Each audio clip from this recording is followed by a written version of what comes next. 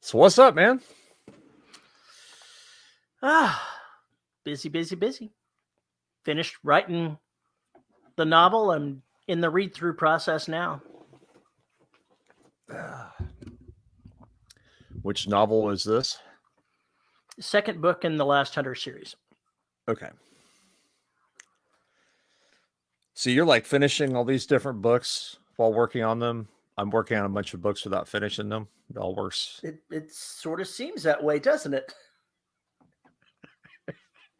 Somebody asked me how many books that I had completed, and I had to count them, of books that I have written from start to finish under my own name. And I think this is number 25, 26, something like that. Probably. That doesn't count the 5 that I co-wrote with Glenn because I did half a novel in each of those. How many books are there in the Empire of Bones series now? 14. 14 goddamn books. So I've got 14 of there. I've got 2 singletons. So 16. I've got 5 in Humanity Unlimited. So that's 21. I've got 3 in the Imperial Marines. So that's 24. I've got 1 in the Last Hunter series, which I did write from start to finish. And so that's, 31? And now I just wrapped up 32, and it'll come out sometime before long. So a couple, something. Just a few. What am I at? 4, 8, 10, 11, 12, 13, 14, 15, say 16, I think. Station 3 will be 16. And my goal is to finish 2 more this year. Oceania being one of them. You can obviously do it. I don't know, man. We'll see what my brain catches on. Right now, it's bouncing between the Suits book. There's like a bunch of Suits books I want to write. In a way, Station 3 is actually a Suits book. In fact, if I were to say it is in a collection, it would be in the Suits collection. So there's another book I want to write, which is a post-war story about being suitless after spending so much time in combat and everything else, especially in the augmentations that were necessary for them to win the war. Mm-hmm. And one of these folks comes back, and not only have they been changed biologically to a certain degree, but like 50 years has passed for everybody else because of time dilation. So he's coming back to a world society that doesn't know what to do with him, and they're frankly terrified of him because he's a stumper. He has no biological arms or legs. Everything is augmented, and even portions of his brain and his physiology have been augmented. So they're kind of afraid of him because the ones that have come back have gotten into situations where they slaughtered a bunch of civilians. So everybody's kind of walking around eggshells on him, and he's kind of lost as to purpose and everything else, and has to kind of like rediscover things. You say suitless. I say the Emperor has no clothes. I think there's a big difference. That last is used for somebody who's extremely arrogant while obviously being completely incompetent or hypocritical. All right. If you say so. I don't think that's actually what that whole thing was about. I think it's more buying into your own messaging. Mm. Well, that's it. Having somebody, have to stand up and tell you the truth because the yes men aren't going to. I just got into a lot of questions about, harkens back to what I saw from, the Vietnam veterans that I grew up with, and, watching the kids come back from Iraq and Afghanistan, all that kind of stuff mixed together. Plus, add on to it the awkwardness of leaving a planet and maybe never coming back to it ever again, seeing it ever again. Maybe it was destroyed. Maybe it was, biologically contaminated, whatever. And then falling out of time, right? You go off and for 4 years, your time, you're out there fighting a battle or doing whatever. And you come back and say 50 years have passed. Everybody you know is either dead or has moved on to a stage of age that you can't relate with at all. And you don't know the music, you don't know the clothes, you don't know anything, you don't even know what's happened the last 50 years.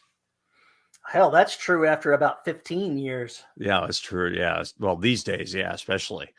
But yeah, think about being the displacement of that kind of situation where there's no way to ground yourself.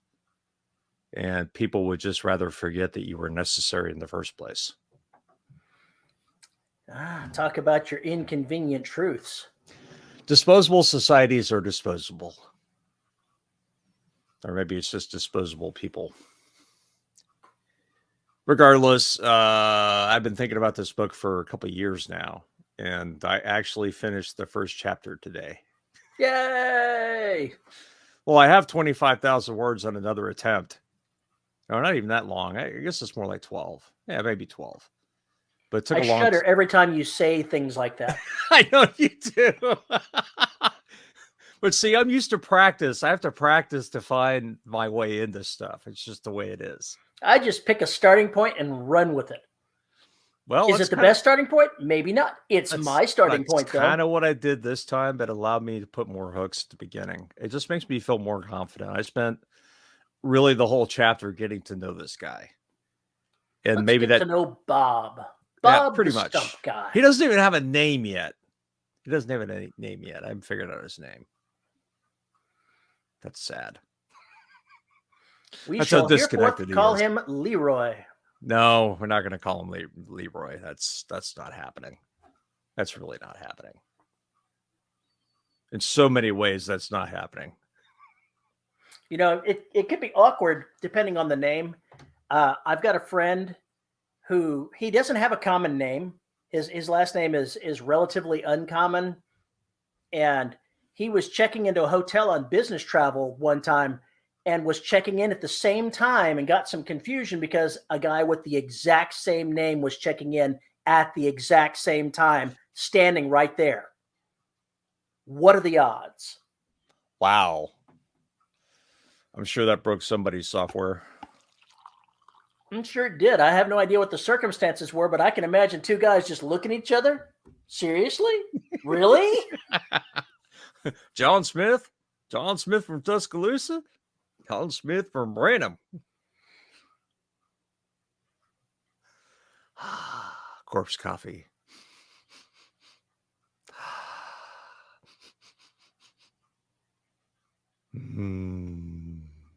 Music to my nostrils. You know what we have to talk about first? We were going to talk about it last week, but your internet outage pretty much kiboshed that. Oh, God, that sucked so hard. Well, before we get to what we're going to talk about, why don't you go ahead and tell us about your suckage? It just, right before DRS is supposed to start, my internet just went bink. You're like, the hell? It did not come back for quite a while. I think it was probably 3:45, 4 o'clock before it came back for real. But then it stuttered on and off for like the next hour or two. And then finally it came back. It was just, man, it was that kind of day. And I was trying to upload, 2 DRS episodes. So I'm still trying to get those uploaded. It's been that kind of week. Anyway, we were going to talk about the elephant in the room, which is the Brandon Sanderson Kickstarter. Oh, let me roll my eyes a little bit harder. Everybody is talking about. How is that the elephant in the room? That just seems like the convenient. It just like sucked the oxygen out of the room for any other conversation. Is all I'm saying. It's like, oh look, we'll talk writing. Oh, Brandon Sanderson. Oh, writing as we know it. Oh, Brandon Sanderson, the literary fueled air bomb. Is that what you're saying? Just basically sucked everything, burned everybody up. Yeah, that's exactly what I'm saying. What how much was this one? 29 million or something ridiculous? I brought it up, and it is currently at just shy of 28 million. How long does it have to run? 19 more days to run. I think it was like over 20 million in 24 hours. Okay, now what is this Kickstarter for? He wrote 4 novels that were not on his schedule. He's not even telling the titles. He's not showing covers. Oh my He's god. just saying, "I wrote 4 novels. Would you like them?" Basically, that's his Kickstarter pitch. Yeah, somebody's planning on owning his own rocket ship. What the fuck? God damn. So how much is the base for that? The base? What do you mean? What are they going to sell for? Does he say? Well, let's see. I don't know about how much they're going to sell for, but Or what's the minimum to get the books? I guess is what I'm asking.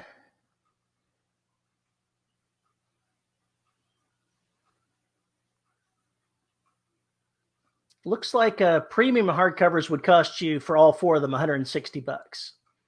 Ow! Well, $60 for all of the audiobooks. Okay, that's cheap. $40 for the ebook. $40 for the ebooks. Okay, that's not too bad. It's not awful for 4 novels, and especially if you know it's one of those authors where you don't even hesitate; you just plunk the money down. Shut up and give me my money. Give me your money. Now, one thing that I did notice is that it spawned another author that I'm aware of that's one of the big name authors in Lit RPG to go ahead and do something similar, but just going for, you know, premium quality editions of the first 3 of his novels. And his name is Will White. It's not, I want to say right every time, but it's not. It's Wight. Just like in The Undead, Will White.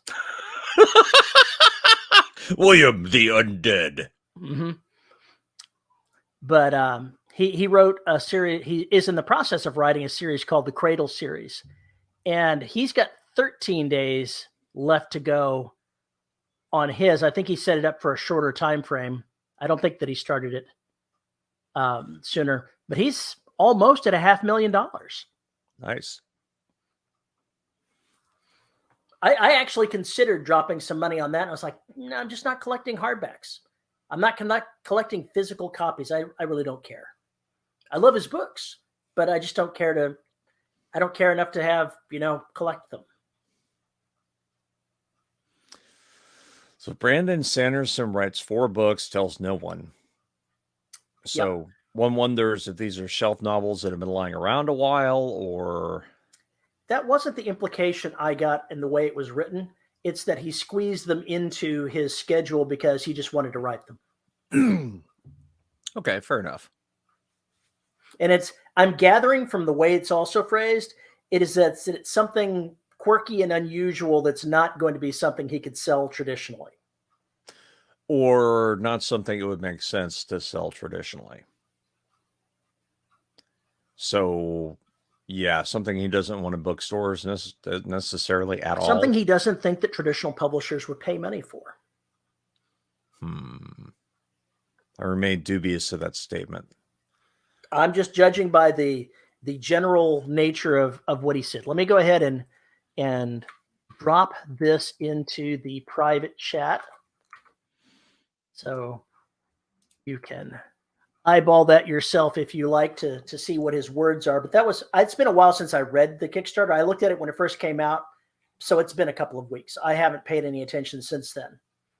Brandon Sanders says all that in a bag of chips, but I'm just not into him. Yeah, I'm not into most of what he writes. I started reading Mistborn and got sidetracked and haven't picked it back up again, so I really need to.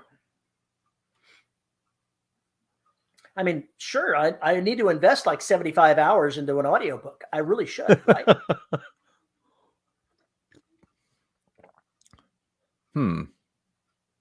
Interesting.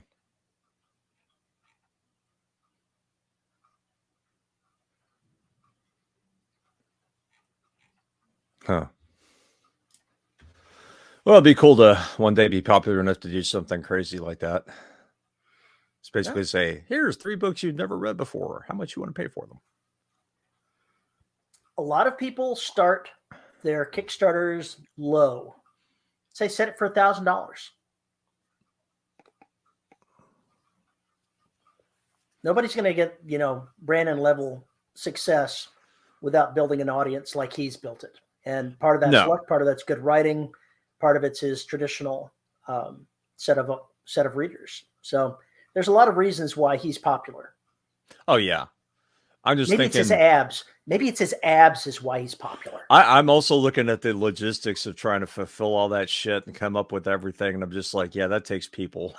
That takes a lot of people to do that shit right. It would be you in shadow doing it. Oh God, no. I actually posted a picture on Twitter today of him sleeping on the blanket and put Satan at rest.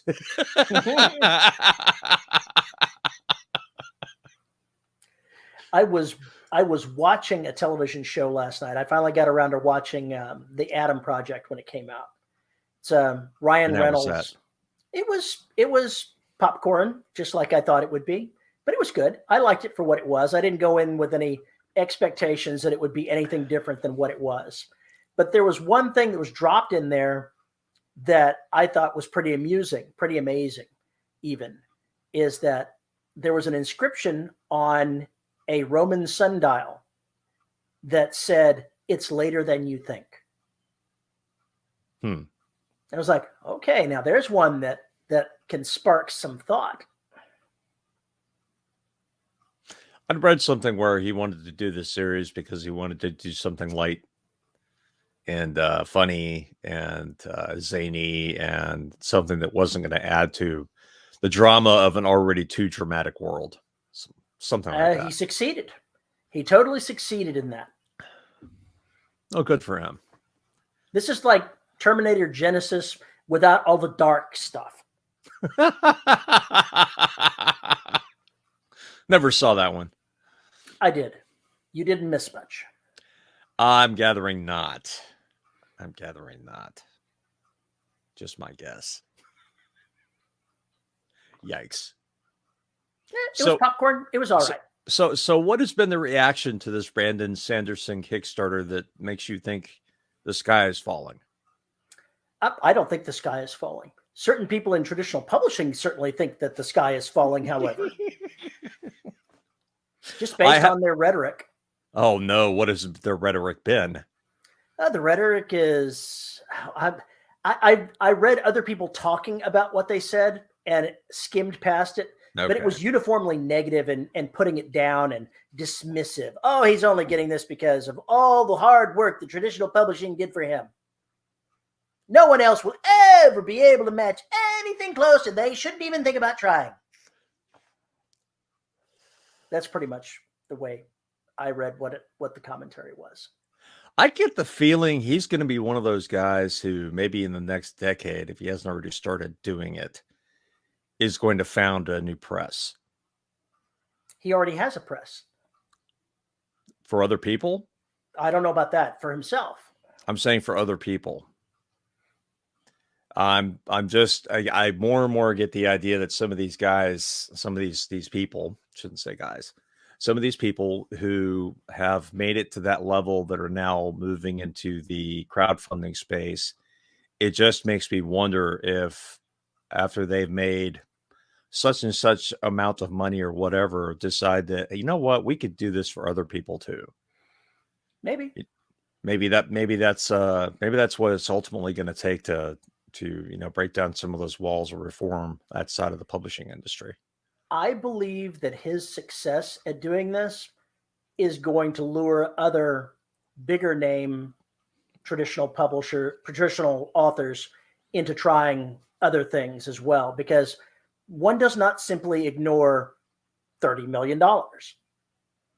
No. Admittedly, with this, a lot of that is going to go into the cost of the merchandise and the fulfillment. But if you don't think he's clearing 10 million in his pocket, you're wrong. Well, even if he's clearing only 5, think about that. Okay, 4 books, $5 million. and being involved in some of the meetings, okay, fine. So maybe you end up actually only netting $350,000 a book if you count all the hours you have to put in post. That's still a fucking ridiculous amount of money for what we do. Nora Roberts could write something as quickly as she writes things. She could write a series and do a Kickstarter on it and make buku bucks. And there are plenty of other people.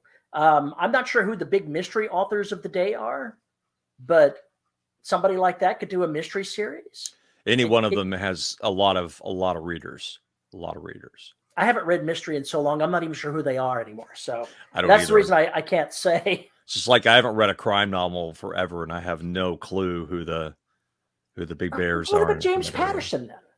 What about James Patterson? Yeah, we could throw his name out there. He is a very savvy marketing guy. I'm shocked. You know he's watching. I'm shocked he hasn't done that already. Not even for him. Not even for him necessarily, but for, he has been doing a lot of things where he's been bringing other authors up and that sort of stuff. So my hat's off to him for that.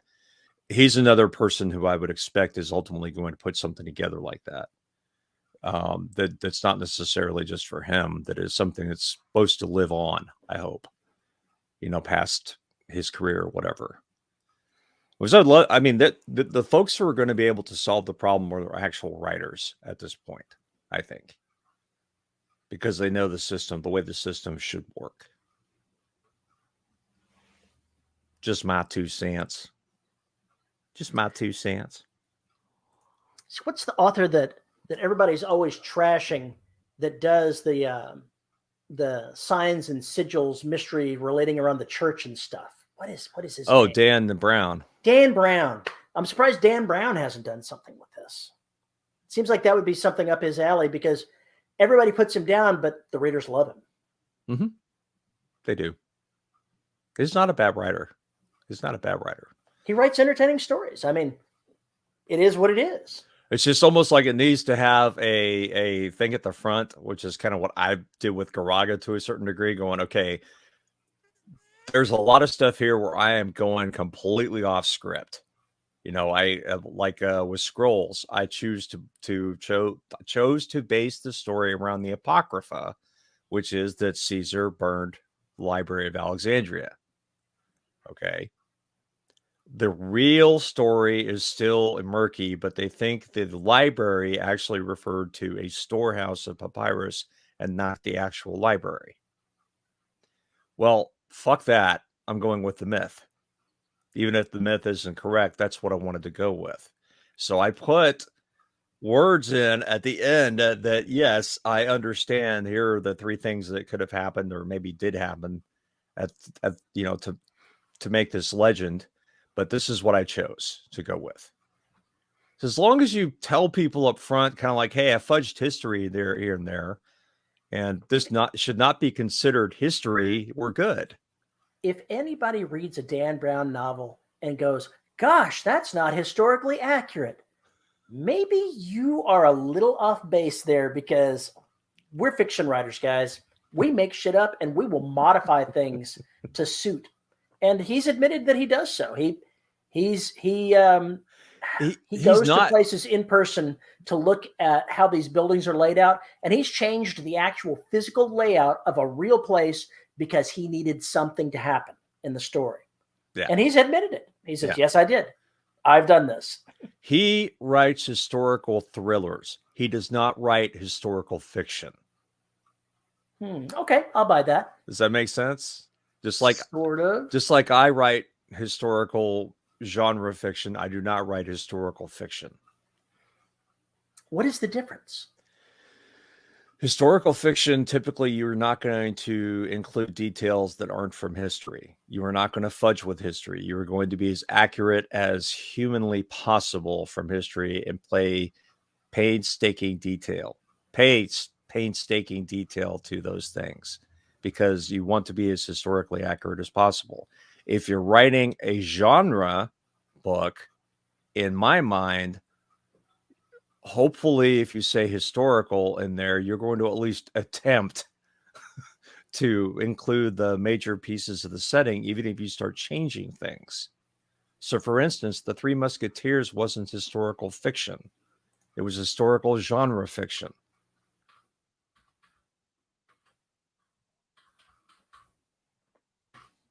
So that's how I would look at the difference between those things. That's how There's a series of books that Eric Flint wrote 15, almost 20 years ago called 1812, where it involved Sam Houston as the primary character. And he took one thing that happened, which looking back, I only vaguely remember how the story started off, but I think that Sam Houston was shot in the leg with an arrow. Okay. I'm not sure if in reality it missed him or if it hit him and caused him to be very ill or something else, or maybe it killed him. I'm not sure. I'm not really sure how Sam Houston died. Didn't he die at the Alamo? I'm not sure. No. No? Sam Houston won the War of San Jacinto, the Battle of No, San okay. Jack. Well, in any case, my level of historical understanding. Stephen F. Austin died at the Alamo. Someone died at the Alamo. And it was Stephen F. Austin who got shot, and that's although I think Sam Houston got shot at some point too. Let me see if it's what it says here. I can't remember. He took whatever that was. He took a single thing that would have been from history, and changed that one item, then said, okay, now we're going from that one change, and now we're going into left field based on the consequences of that single thing changing. That's alternative history. And it's alternative history. That's what it was. Right. But he was historically as accurate as he could with all of the events until he changed them to meet whatever he wanted to do. And the plot did go pretty damn far afield in a pair of novels, I got to tell you. But the setting remained the same, right? The setting remained historically accurate, stuff like that. Except where the aliens invaded. No, nothing like that. But the consequences of the characters' actions did change some of what was historically accurate. Okay. And had a domino effect. Okay. Of knockoff effects. Right. So it has a domino effect on the actions, but not the world. The world remains not the world. The world did change from our own to meet the requirements of the events that occurred in it. Okay. All right. I heard recently that Bain is going to be publishing those. He's got the rights back to them, and he's going to be writing new stuff in there. And I'm like, okay, I guess I'll have to go back and reread these because I did enjoy them. Wish I knew who at Bain to sell the Black Series to. I don't know anybody at Bain, so I'm sure they have a contact number. Yeah, I'm sure. An email, submityourshittobain.com. To you, I submit 5 books. Well, 6 books. 2 of them, 1 in process. Well, the other 2 are in process. First 4 are none. They'll need some love, but not all that much. That would be cool, just to get the fuck off my plate. Here it is. I was looking at this here. The point of divergence in that is at the Battle of Horseshoe Bend in March of 1814, where Sam Houston, who was seriously injured in real history, sustains only a minor injury and is able to continue fighting. And that leads down a length of many changes culminating in the formation of the Confederacy of Arkansas. Oh, God. I tell you, the plot, it went seriously left field. You're like, what? What? Okay. What happened here? Confederacy of Arkansas. That's what it says on the Wikipedia page. Okay. I honestly don't remember, but I do remember one of the themes in there that stood up in there is Indian rights, and he became gravely offended at the way Indians were being treated and took them as allies and That helped tracks. build their own nation. That tracks. So it's not like you're looking at confederacies and thinking the Confederacy of the South. That's not. No, just the word is government tainted, style. but that's not where he was going with that story. Yeah, I kind of figured. That didn't sound like Sam Houston. If No. I remember from my Texas history correctly and biographies of him, he spent teenage years with the Native Americans. He did. I don't remember which tribe, but he did spend some time. There was a connection. Yeah. So he was, of course, he was a drunk, if I remember correctly as well. He was an interesting dude. He was an interesting dude. I can tell you from what I recall of reading the story almost 20 years ago, he sounded interesting. I can't imagine how much research someone would do to have to write from the point of view of a historical figure like that. That seems mind-numbing to do that level of research. To try and carry that off, yeah. Yeah. And then the question is, do you filter the language through the language of the time, or do you try and modernize it to where a normal reader of today who's not all that savvy is going to be able to parse it? Are you talking just dialect? Yeah, or dialogue. The dialogue was standard American English. They did not try to make it like it sounded like they were speaking back in the 1800s. No. Okay. At least as I recall. That's always my question as a writer is like, okay, I know the right way to do this is to go back and look at what they would have said, what was the correct thing for the time period, how many fucks were in a sentence. Well, that depends. If we ask our zombie friend, it could be as many as 12. Versus just saying, screw it, I'm going to write it with today's parlance so people will not go, ew. I think that the wise thing to do is to write it for the reader. You're not writing it so that somebody from the 1800s can understand it. You're writing it so somebody today can understand it. Unless you're writing it simply to torture high school and college students. Oh, my God. I totally want to go ahead and see somebody that they're like a psychologist and they're like performing unauthorized experiments on high school students by writing this crap and making them read it.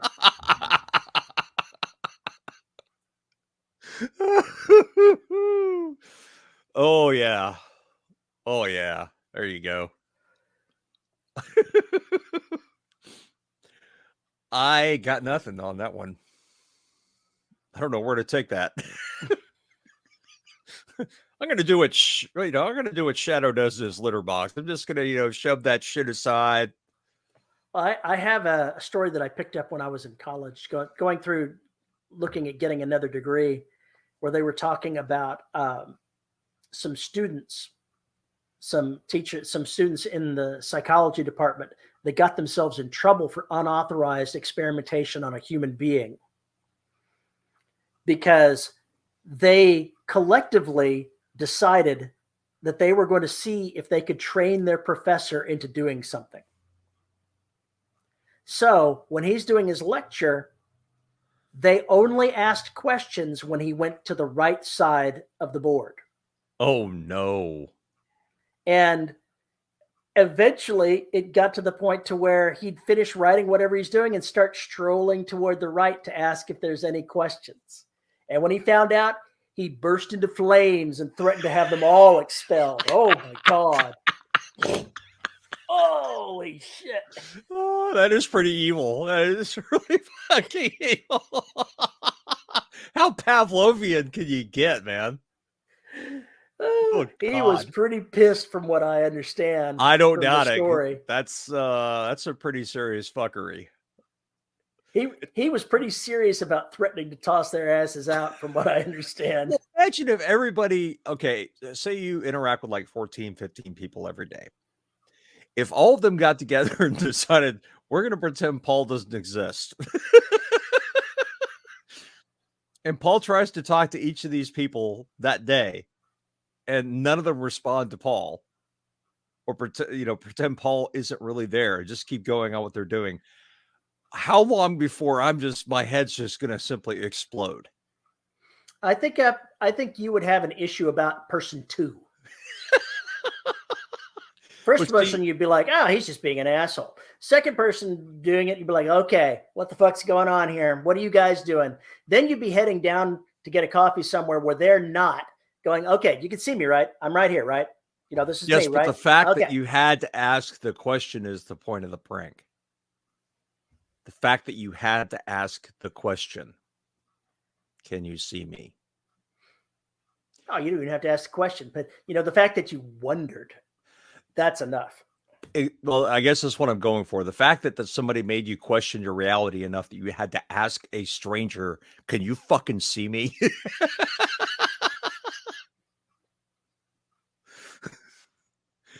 It's just that's some serious fuckery. I think we're back to the emperor has no clothes. We circled back around to him. The emperor's clueless. Never mind. We're not going to get into that right now. When you write your next set with Marines, you need to have them fuck with somebody like that.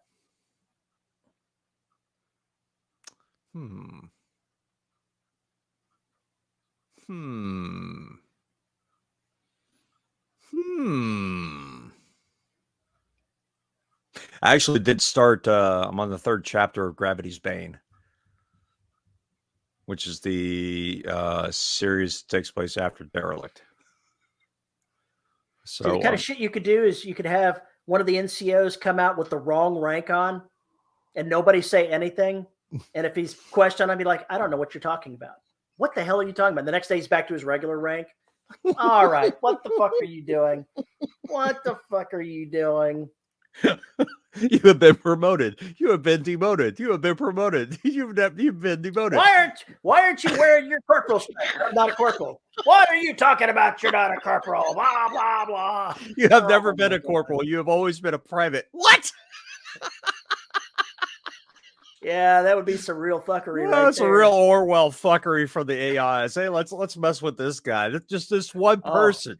That takes it to a new level of fuckery right there. Piss me off, motherfucker. You see the AI, I got a grudge now. I got a grudge. He made fun of silicon entities. I'm done. I've had it. It's time to go ham. Personalities, man, they can hold grudges. Gotta watch them personalities. Fucked up personality. I know it's cult of, but still. I'm not sure, but you're freezing every once in a while. Your audio hasn't stuttered, but your picture is terrible. How does mine look? You look fine. I'm sure it's my internet. Don't worry about it. Okay.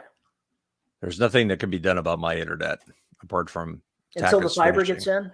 Until the fiber gets in, yes. And there'll be something to do with the internet, I assume. I am still waiting for edits and cover art. I'm sorry? I'm still very antsy. I'm still panicked about all the shit I should have done in this book, but didn't. You know, I'm going to go ahead and stop you right there and back up to something else that I saw, because you talking about cover art reminded me that I went and I saw a story that somebody, it was an advertisement from an author who has his own press, that I get his newsletter. And I was like, that sounds interesting. It was for a book 2 in a series. And I went back and I looked on the site at the cover image from book 1. I have never seen such a god-awful set of artwork for a cover in my entire life. It was so bad that even though the story sounded interesting, I backed away slowly.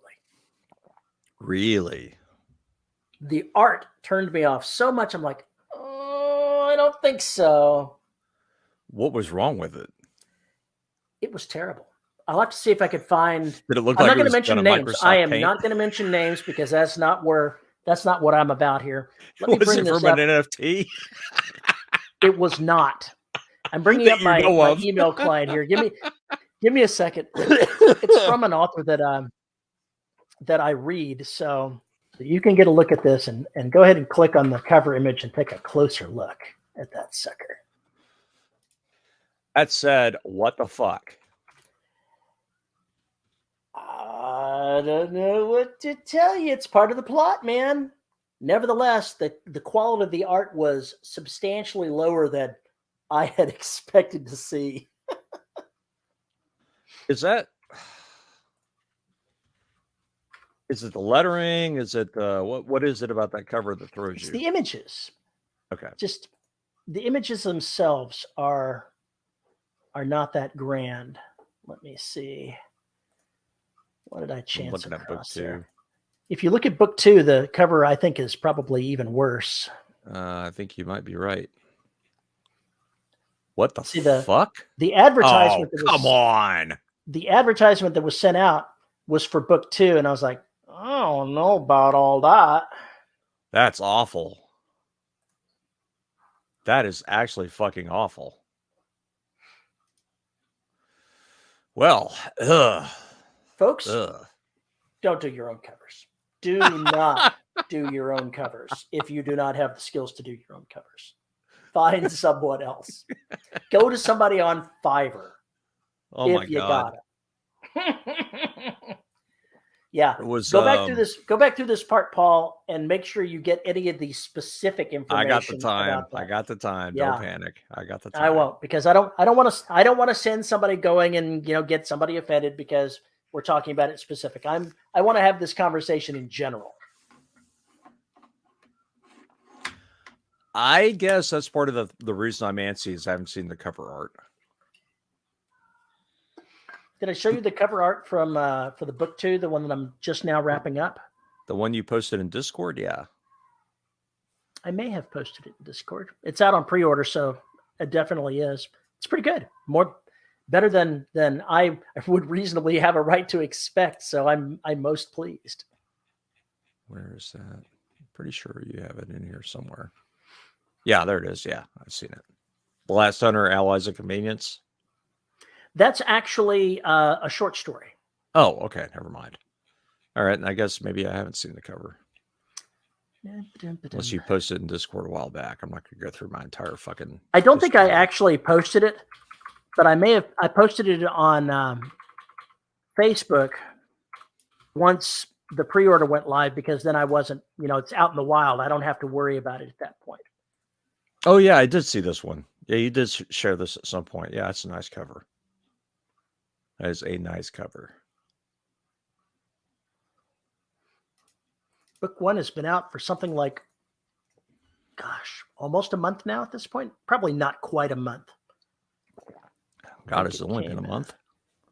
It came out on February 20th, so we're probably at about 3 weeks, and it's still ranking over 1,000. It's 967 in the store ranking.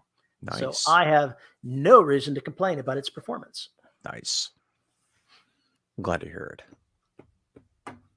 Somebody should be selling books. I like selling books. My mortgage company likes me selling books. Yeah, my mine would like to sell more books. I guess that's part of the thing that's so frustrating is you sit there and you're like, you finish the book, you send it off, and now you have to wait and wait and wait for however long it takes to get cover art, edits, and all that shit done. And it feels like it's not finished. Yeah, it feels like the project is in motion, but sometimes you've got to love the process. I don't like this part of the process. Nothing happens fast. Nothing happens as fast as you would like it. I hate this part of the process. Just like I hate the part of the process where I have to wait for beta readers. Just like I hate the part of the process that the longer it takes for it to publish, the more I think about all the shit I should have put in but didn't. I had someone ask me how I felt about the book that I was writing, and I said that I really liked it. I liked how it had turned out, and they pointed out that other authors sometimes, even after they finished, they didn't know what they thought of it. And I used to be that way. I used to be the same way of not knowing whether or not something was good or bad or whatever. But now that's not the case anymore. Sometime in the last year or two, I know what's good and I know what's not good. And I realized what the change was. Back a couple of years ago, I was trying to write for the mythical audience. And so I'm like, how can I understand, what the audience is going to like? But at that point, I said, I'm not really writing for the audience. I'm writing for me. And I'm just lucky that I have people that have the same rough tastes that I do. So I started looking to myself for my own approval. And when I write something and I go, I like that, that's good enough for me. Fair enough. I enjoyed reading Station 3. So I think that I don't know how badly that bodes over the book, but I enjoyed it. I enjoyed reading it again, and I actually think I'm going to enjoy narrating it. It's going to be a lot less work than I'm used to. A lot less work than I'm used to. After a certain chapter, anyway. So I'm kind of looking forward to it. Plus, I like the way Zilf thinks, and he's got a really, really dry sense of humor and only comments on certain stuff. So I'm looking forward to getting into that character and getting into that world again. I don't know how well it's going to sell. I don't know what people are going to think of it, but I like it. I just wish now looking back on it, I was like, oh, I could have added another 30,000 words here. No problem. And I'm like, oh, do you really want this book to be 120,000 words? Do you really want that? But yes, I kind of do. Kind of do. You got to follow your thing there. I write the story where it goes, and the word count ends up being what it ends up being. Now, one of the things that I had fun doing in this current novel is tying in some prequel events that I had from the short story, and that made me smile a lot. So I had to do it in a way that anybody that's not read the prequel short story won't be robbed. I've got enough information there for them to understand the gist of what's going on. But those that have read that short story are going to be going, oh, wait a second. I know that character. Holy shit. I put enough material in there for a prequel to Station 3 and mention enough about a certain incident that I could write an entire novella easily about that incident that the characters keep referring to. Yeah, I wrote a 10,000 word short story from the point of view of the main character set about 15 years before the events of the novel. Yeah. And now I'm dragging that history right back and dumping it in his lap. That's always good. That's always good. I have great loathing for you at this moment. I accept your loathing. Great loathing for you at this moment.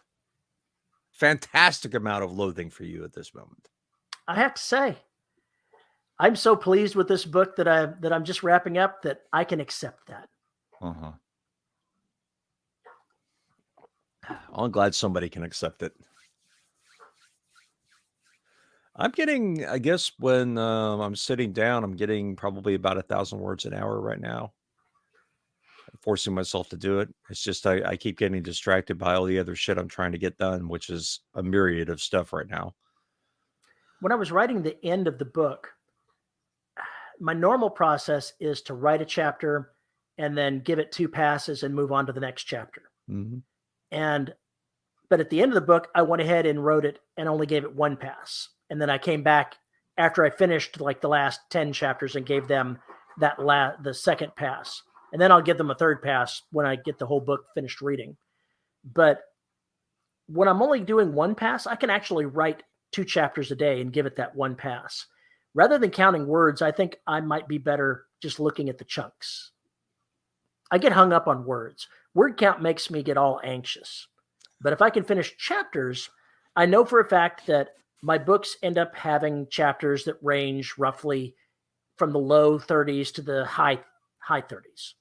And if I aim for the mid-range of that, write a couple of chapters a day, that's pretty quick. I can deal with that. I don't have to get focused on the words and go, oh, I didn't write 5,000 words today and I suck.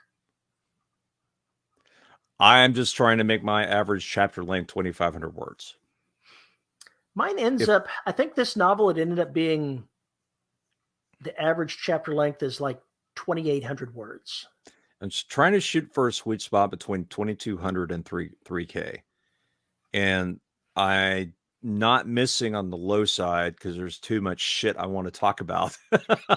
But if I find myself really going high on the high side, I'm going to have, I put in an artificial stop and then transition to the next chapter. I'll find a good place to stop. When I went to Dragon Con in 2010 and attended the writing seminar by Mike Stackpole and Aaron Alliston, they recommended aiming for your chapters to be 22 to 2,800 words based on criteria that they set out there, saying, you know, readability length, you know, people will finish a chapter and be inclined to keep reading at that point if you don't have these monstrous chapters that never seem to end. And I found that it works pretty well for me. Now, admittedly, there are chapters that fall outside that. I've got a chapter in this one that is 1,600 words. Admittedly, it was 2,700 words before I cut half of it out and threw it away because I was dissatisfied in it. I was obviously trying to manipulate something and said, nope, it's got to go. Not manipulating it. We're just going to deal with it. And I've got others that are over 4,000. Right. I think I've got one over 8,000. I don't hardly ever. I may cruise above 4,000 on the occasional, but it is a rare thing. And I don't believe I've had a chapter over 5,000. There's 15 different scenes in that chapter. 15 different scenes. And the reason it's written that way is all that shit takes place at once. In 15 different POVs. So it's kind of it's an outlier. There's always going to be outliers, but the general rule I'm going with is like you. I mean, I've had chapters with as few as 50 words. Because I've never had a chapter that low. Because I just needed to get something across that the other characters would not know. Okay, and all it had to be was 50 words from the from the narrator and have nothing to do, the disembodied voice narrating the story, and nothing to do with anything else. The reason I never have that is because all of mine is from the character voice. I don't have points of view that float away from the characters. Sometimes I have to have that. Now, I have had brought in a new point of view character, like in an epilogue. I've done that occasionally. And those typically don't run the same length as a regular, but they're not 50 words. It'll still be above 1,000. I am curious as to how the pacing will be received in this book. This is the first time I've consciously tried to control the chapter length in this manner.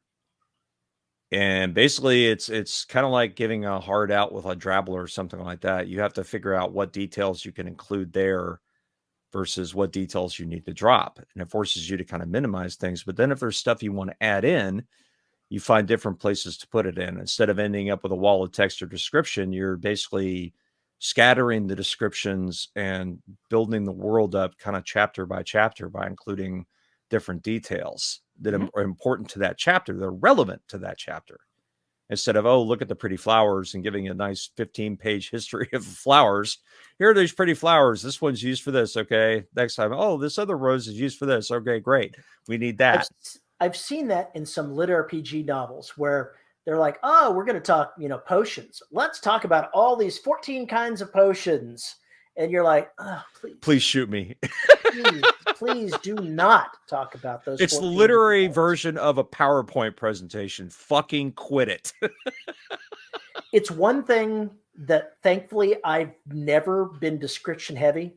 When I started, I was so description light that I figured that I would run into problems, but nobody really ever said anything. So I said, okay, I must be doing enough. We're just going to leave that aside and keep on going as I did. One of the first comments I ever got from a professional editor is, wow, your prose is not flowery. He wrote like an axe murderer hacking his way through a door. He's like, yeah, they beat that shit out of me in college. I can I still am do a it if you want me workman. to. I can still I do am it. a workman-like writer. I write the sentences and the words that get across what I need to do and bring the emotion and personality across. I don't look for anything extra. If I find myself wandering off into doing stuff that I shouldn't do, those words get cut. Well, you're not going to give us a 150-page history of Bannerman and what the flags mean? Not a chance.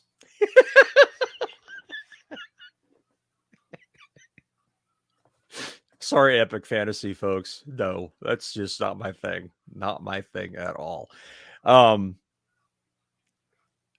It's just funny how the differences in the description and the style, uh it just all depends on what you're doing, right? If you're writing erotica, you have to have a little bit more sensual touch to words and word choice, I would think. When you're writing erotica, in addition to writing the emotions and the characters, you have to look at the presentation. It's almost like doing cooking a gourmet meal. Once you've got it all cooked up, it really depends on how you plate it. So with erotica, you've got to phrase things in ways that brings a visual component and an emotional component to what's happening. It can't just be wham bam thank you ma'am. You've got to do things that create an emotional response in the reader, because if you don't do that, you've failed. Right. Erotica is really important because its purpose is to arouse. If you fail to arouse, you have failed. You have not written up to the genre. You've written something that no one's going to care to read. So if you're going to write that, when you're writing sex scenes in erotica, you have to be very cognizant of being in the characters' heads and doing things that are arousing so that the person reading it will feel aroused, because you're using your character as the filter to get that arousal to them. And your description of what's going on has to be able to elicit those responses. Is that the only genre you can think of, or that you agree with, that phrasing has to be done very, very carefully? Oh no, I'm sure that there are plenty of others. But no others leap to mind at the moment? Well, let me think about that for a second. I think romance, it's also very important because you're also generating an emotional response. Love, hate, whatever you're looking to generate, you've got to make that reader feel the attraction between characters or the loathing between two characters. That is very important because, especially the romance angle, if you can't make them feel the attraction, if they aren't in some way attracted to the other characters, then you've failed. I agree with that. Do you think there are any Horror. hard and fast rules in Horror. fantasy? Let's talk Okay, horror. continue. Horror. If you can't bring fear across, if you can't bring existential Disgust. horror at something, well, maybe disgust even. I'm just talking about pure adrenaline, heart pumping fear and ghastly horror at something that is occurring on the page. If you can't bring those emotions to the reader, then you have failed. So anything that you have to generate an emotional response in the reader and your description fails to do it, then you have failed. Are there any rules for, or in your experience, what is epic fantasy more flowery than anything else? Does it have a tendency to be more flowery? Epic fantasy is not more flowery. It's more wordy. And there's a difference. Okay, I can't wait to hear this. Go ahead. Epic fantasy authors tend to think that because they're writing in a world that is different than ours, they can't use shorthand. They can't use shortcuts to go ahead and generate those same things. If you look back at how Tolkien described his world, then the Middle Earth, then if you look at how he did it, he had to say a lot of different things. He had to describe a lot of different things because that type of fiction did not exist. But these days, if I wanted to write an epic fantasy, I could cut an entire chapter by saying in a couple of paragraphs what the equivalent of the Shire looked like, by using shorthand, because everyone's familiar with it now. And it doesn't seem like a lot of fantasy authors have figured that out.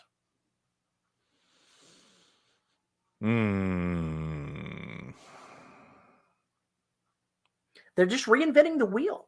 They're describing everything that they can get their eyes on to make their story seem like it is truly in a different world. They want to make sure you don't miss the fact that it's in a different world. And they beat that horse to death. And on too many occasions, they beat that horse to death. Well, this goes back to what I was talking about earlier to a certain extent, is like in your fiction, you will use references to modern day movies or, you know, idioms that are in style or whatever else. With Derelict, I strayed away from that stuff because those people would not have been exposed to those things. Your loss. Well, no, it's just a different mindset. You made a choice as an author. Yeah, so and a choice you as an author. Actually put those tools back in the toolbox, not to use them. Correct. So it just depends on what I'm writing. If I'm writing something that's modern day Garage, you better believe it's going to be full of idioms and modern day references and everything else. It just depends on the setting. It would be rather difficult for me to picture a book with hobbits, and then somebody says, "Oh, it's about the size." You know, the Shire building was about the size of a McDonald's. That would throw me. Well, do it a little differently than that. He saw someone that reminded him of a hobbit. That's the shorthand. Suddenly, you don't have to explain what a hobbit is. You have used a shorthand, and believe me, the Tolkien estate is probably going to sue us right now for using that word. That's just why halfling. That's why D&D had to use halfling, because they got in trouble. So there are things that you can do to reference the previous works, whatever they may be, in ways that you can bring a whole bunch of visual imagery to someone without having to say it all over again. Yeah. Yeah, I would say that that's true. It just depends on how familiar you want your audience to be with your work and how quote unquote pure you want your universe to be. Oh man, I don't know. When you say how pure you want your universe to be, that sounds literary.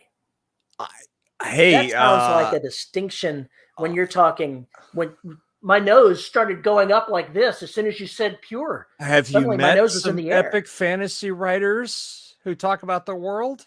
I haven't read epic fantasy in probably 5 years at least. I said met. And I don't know that I've ever met a fantasy. I honestly don't. We had go ahead. We had one come on the show and talk about his work, but I'm not sure that counts as meeting them. Well, I can tell you from my experience, and this is not a slam toward any of them. This is not a slam toward any of it. It's really a slam. I can tell you that some of them are very, very proud of their universes and creations, and blanch if you compare it to anything else. That's literary as shit. They don't write literary. I can tell you that much. I'm not saying that. I'm not saying that what that is literary fiction. I'm saying it's a literary mindset. My work is unique. It's a literary mindset. I completely disagree. Oh, of course. These generalizations of bullshit that you threw out there. Hey, I can have an opinion on any subject, and I can be right, wrong, or indifferent. Or all three. You are a quantum particle, Terry. You are truly a quantum particle. I am the Higgs boson of the literary world. I'm off, on, and all, and both at the same time. Okay, yeah, all right. That what? Right. See how that works, you bastard. So, yeah. That said, I think there are authors in every genre that write extremely dense sentences that do not need to be nearly so dense. You don't need to describe every strand of fiber or thread in a cobweb. I don't need the description of all of that. Tell me how big the cobweb was, how dense it was, and let's move on from there. We don't need a history of cobwebs. Bigger than his face. That's all I needed to know. It's the size of a small Fiat. I think it would be much more impressive if it was the size of a mid-size Fiat. Oh, a large Fiat. See, if you throw the word mid-size in, the difference between a medium, and a small and a medium is not that much. But if you make the distinction of saying it's not a small, then suddenly it feels a lot bigger than it was. Yeah.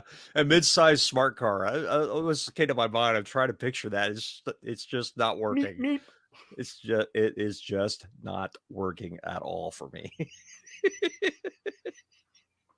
I totally want to see somebody with a smart car go ahead and get one of those horns that they use in the big rigs instead of their regular horn. So it's like God. completely their horn honk is completely out of the visual imagery.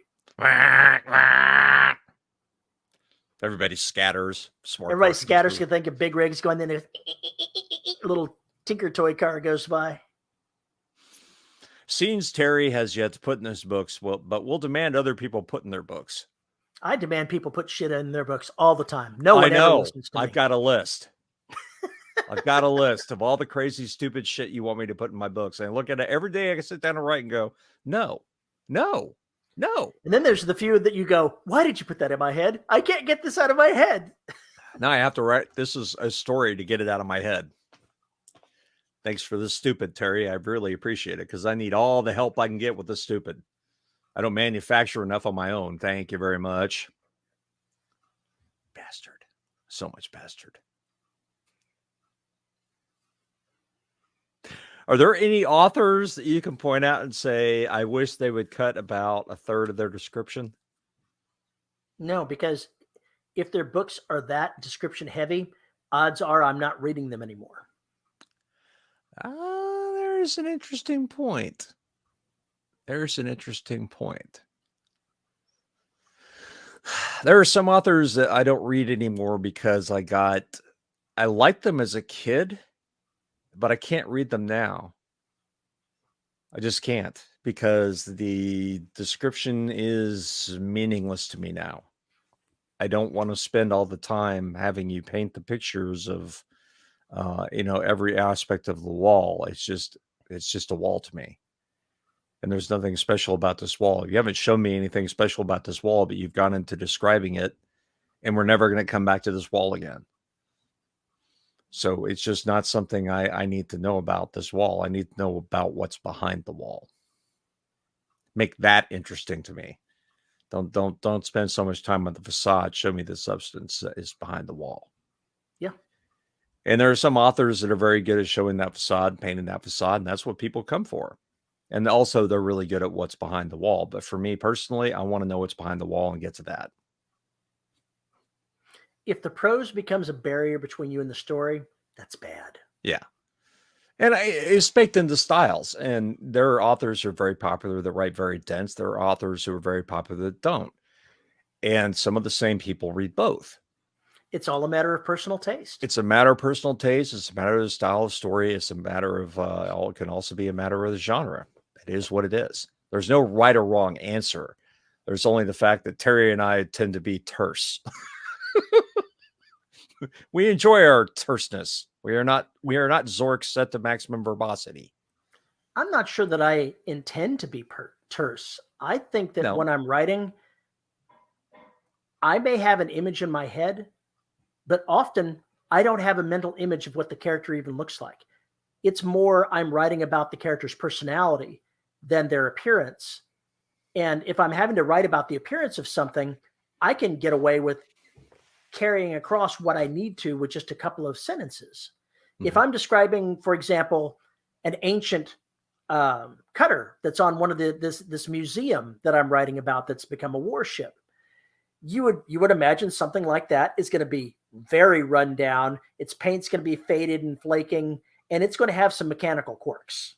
And those type of things, I can get away with 3 sentences, 4 sentences, stack them into a paragraph. There we go. All the mental image that I need right there. I don't have to say it was 50 feet long.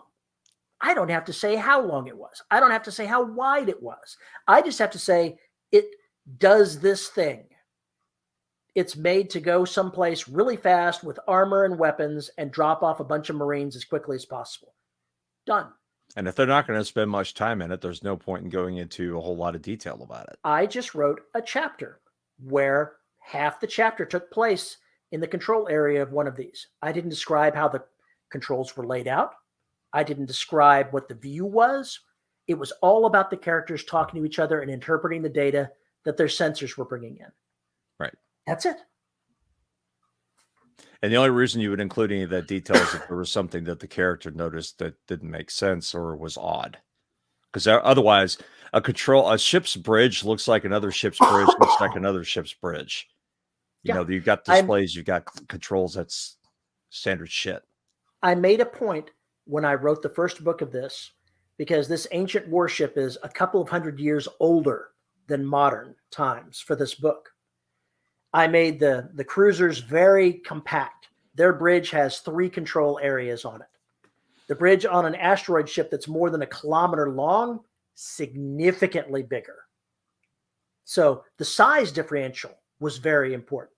The fact that a modern person could sit down at these controls and be completely lost was also important.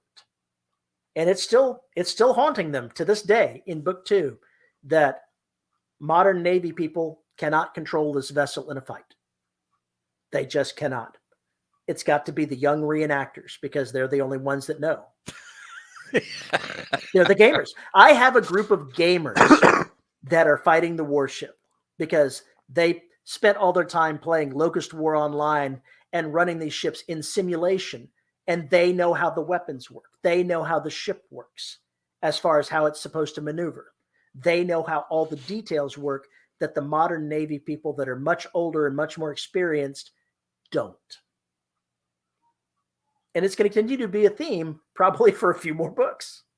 Just totally ripped off Galaxy Quest, didn't you? Just totally fucking ripped off Galaxy Quest. Did I rip off Galaxy Quest? Because I was really stealing Battleship. Who stole Galaxy Quest? Galaxy Quest, they end up having to take over the ship, control the ship, and they have no idea what they're doing. So they have to call the nerds, the Galaxy Quest Nerd Corps, to come up with all the specifications of how shit's supposed to work and what they're supposed to do to get around it. And it's all based on episodes that the actors were in. It's pretty damn funny, but they're basically It's been a long time since I've seen Galaxy Quest. So they're calling the kids in the basement essentially to get the information they need to do X, Y, or Z on the ship. It's a pretty fucking hilarious scene. It's awesome. But yeah, you ripped off Galaxy Quest. You ripped off Battleship. You ripped off Galaxy Quest. You should be ashamed of yourself. I don't. You're not. If I could figure out a way to rip off Tolkien, I would too. Dude, we've all ripped off Tolkien. In some way, fashion, or form. Somebody can make that statement anyway. No story is truly original. We find our inspirations where we do, and we just pluck bits and pieces that we can modify and make our own. That's how it works. Yeah, pretty much. Yeah. We're just thieves. Thieves, damn you writers. Yeah, that's pretty close to it right there. Professional liars, no less. Gypsies, tramps, and thieves. Okay, and writers. And writers. And musicians. And artists. And artists of any kind. Yeah, thieves, I just put artists. Thieves. And programmers. They just steal code blocks. Oh, God. So much thievery over the years. Don't even get me started on that. Don't even get me started on that. You know, if a writer wrote the way coders code, that would be actual plagiarism. That would actually be plagiarism all over the place. People would be lifting whole sentences and paragraphs from different books and pasting them together. Here's a clue, folks. All we do is steal themes and little quirks that we like. We don't actually take the parts that inspire us. We take the inspiration itself and make our own version of whatever we thought was cool. I'll steal a phrase. I am shocked. I've stolen a phrase or two here and there. So yeah, I totally understand I will usually modify them a little bit unless I'm peeking at the reader. Every once in a while I'm peeking at the reader. Sometimes you'll use a phrase that you picked up somewhere and not have a clue where it came from. Something makes an impression on you. It falls into your writerly vocabulary and you'll use it. Let's see. I stole a line from Aliens. I stole a line from The Thing. I stole a line from Dead Space for Station 23. Those lines are in there. People can find them, but in each case, they're relevant to whatever happened, is a callback to something that happened in those movies or that game. Very, very subtle. It fit the time. It doesn't derail anything, but they're there. And if you know those properties, then you're going to see me peeking at you, winking at you from the page. Whatever. Lifting just a phrase here and there is usually pretty safe because, I mean, it's not going to be so recognizable that you're obviously a thief. No, nothing like that. Nothing like that. It's basically like, game over, man, using something like that. Okay, there's nothing special about those words. Those words were being uttered by gamers and other people long before. But that movie. The thing is, the movie lifted it from other people. Those of us who've seen Aliens, we can't forget Bill Paxton screaming that with his helmet in one hand and, basically raising his fist up to God, like, what the hell do we do now? We're so screwed. Yeah, those kinds of things. Or, what's his name, looking over at the creature and going, the head that just rose up on stalks and starts walking around the room. He goes, you got to be fucking kidding me. One of my favorite scenes in The Thing. That's a great, great scene. Great scene. But it's all about the timing and everything else. But, stealing those for inspiration for your own work is just wonderful. Some writers just put a turn of phrase down that you're just like, I got to use that again. I just have got to use that again. I cannot not pay homage to those words because they were so wonderful the way they were done. And like you said, don't reinvent the wheel. It's the same thing. I was watching the Adam Project last night, and seeing you do your beard like that reminded me. He called somebody with a goatee. He said he had a mouth mullet. And I was like, oh, I'm going to have to steal that at some point, somewhere. That's going to have to go. Soup catcher, mouth mullet. What was the other one? There's soup catcher, crumb catcher, or something else. I can't remember what it's called now. There's several. Taste saver. Yeah, flavor saver. It's getting kind of long, though. It's getting kind of thick. Truly is a mouth mullet. It's getting to that point, yeah. It's getting to that point. Sometimes you just hear something, you go, oh, yeah, that's going to get used again. Mouth mullet is definitely something I like. So it may be years, and I may not remember where I got that from, and suddenly be pop up, and I'll use that phrase, and I'm like, I have no idea who said that. I don't know, but I heard it. I'm going to use it. I'm going to steal it. Write it down. There's a reason why rappers have like their lyric diary or whatever, where they'll pop down a phrase or whatever that comes to their head. And they'll just go back and look at that and go, oh yeah, that phrase. Okay. How can I use that phrase in this song or whatever else? It's the same kind of deal. You hear a line of dialogue, you stick it somewhere where you can go back and go, oh yeah, this is now a perfect place to use that. It doesn't have to be something you heard. Maybe it's just something you thought. But sometimes there's gold that you can store away and use it to, as jewelry to put on a character's words. Wow, that was a mismatched metaphor all over the place. It's unusual, but we'll allow it. Mixed metaphors. Yeah, here we go.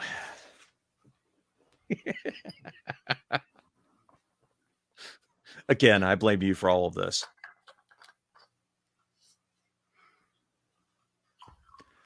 So what is next on your plate?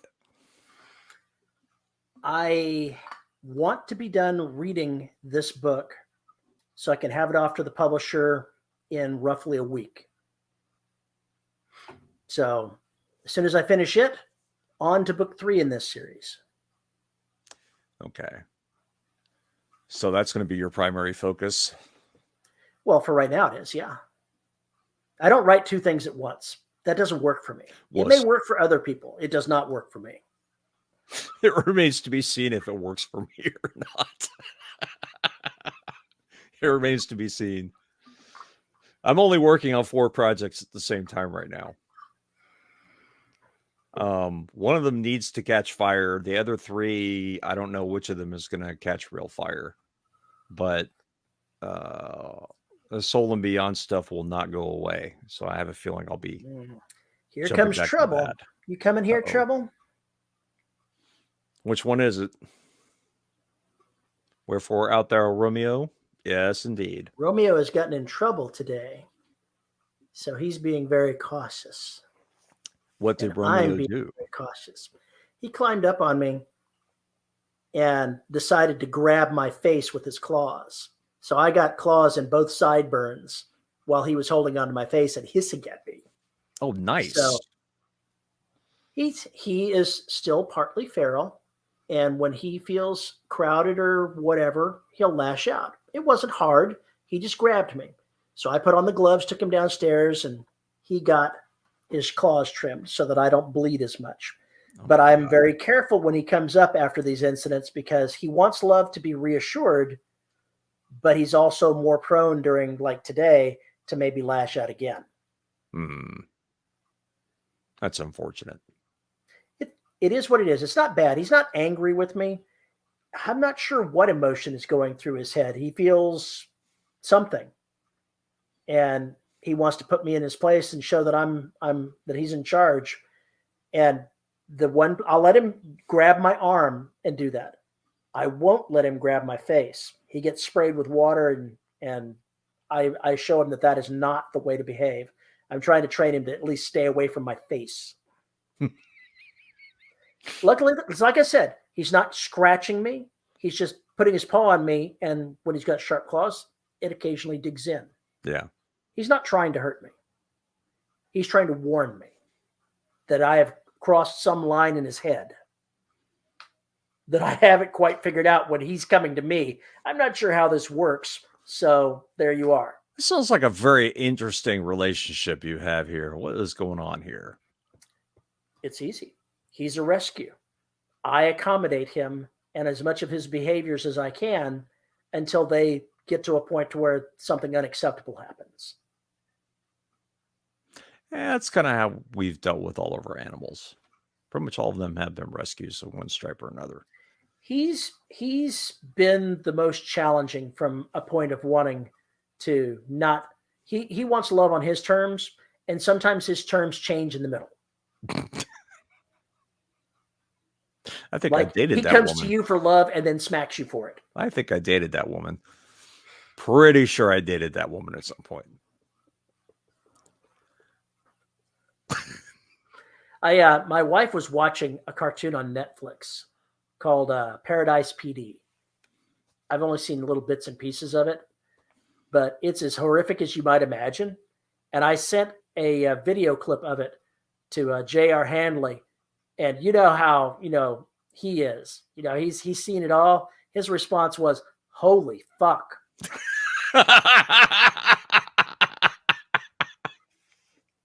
That bad, huh? Must be Archer level.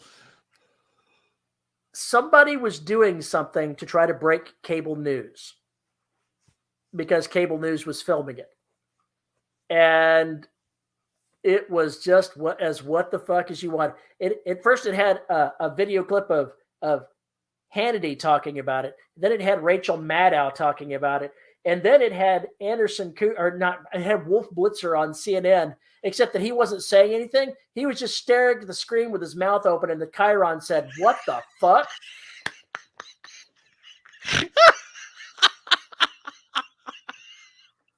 Nice. I like it.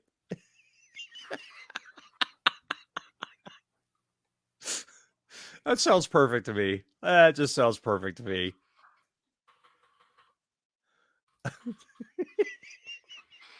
Let's see if I can share the image at least with you in the link because it was funny.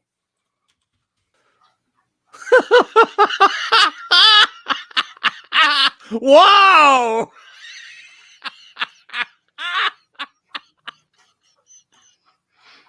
Oh my god! Hang on here. Oh, that's a good one. I like that. I'll have to see about sharing it from my phone where I've actually still got it recorded. the actual 50-second video clip of that was part of, because it was truly a what the fuck scene that you would appreciate. Very South Parky Archer-ish. Got it.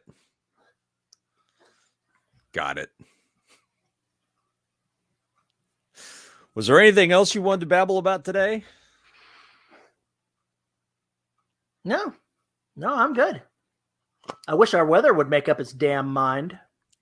We're in Sprummer or Sprinter. Pick one. I'm not sure what the hell we're in. I want it to go ahead. Where's my 90-degree heat? I want my 90-degree heat. Fuck you, man. Keep that shit away as long as possible.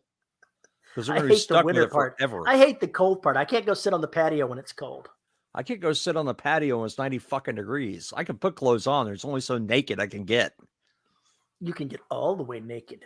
Exactly. And beyond that, there's nothing. I mean, once you're naked, that's pretty much as cool as it's going to get, brother. Yeah, pretty much. Well, when you're sweating and you're naked, that's pretty bad.